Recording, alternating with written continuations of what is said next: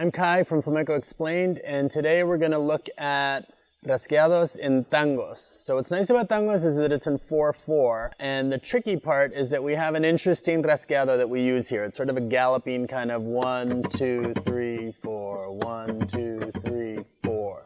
Right? So it's really 8th note and 2/16, 1 and a 2 and a 3 and 4 and... And what we're doing is we're starting with a golpe, which obviously if you don't have a tap plate, you either want to do with the flesh of your finger or just avoid them altogether, or don't worry about making dents in your guitar, which is also totally cool. So we have 1 and then we come up. So we start 1 and that's the middle finger down. And then the downbeat is the downstroke with the index. 2, 1 and 2 and 3. And then the rest is all index, and 4, and 1, and 2, and 3, and 4, and.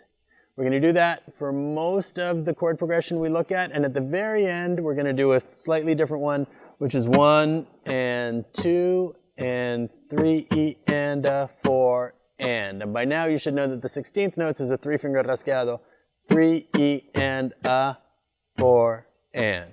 So really just 2 things. We have 1 and a 2 and a 3 and 4 and at the very end we're going to do 1 and 2, 3 E and a 4 and. So our chord progression goes D minor 7, barred at the 5th, C7, barred at the 3rd, B flat 7, barred at the 1st, to A, then D minor triad, open position, C major, or C7, whichever you feel like grabbing.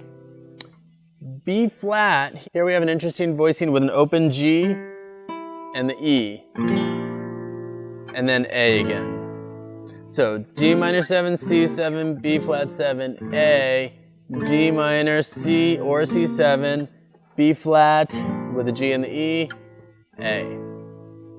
Right, and we're just changing on the downbeat of each measure.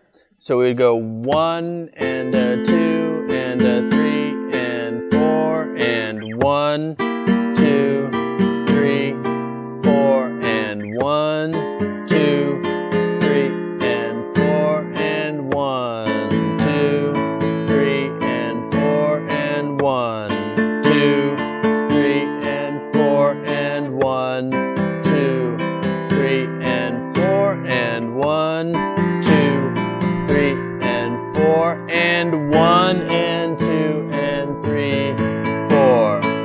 Right, we changed that rasgueado for the last measure, and that sort of rhythmically closes the phrase, so it feels like we've finished. Just as a reminder, we're always flicking with all our downstrokes, keeping our thumb bent as much as possible, and trying to stay as relaxed as we can through here. If you can get those 3 things going and you can get a nice, even tempo, maybe around here, 1, 2, 3, 4, that'll be a great way to get warmed up and get started with this pattern.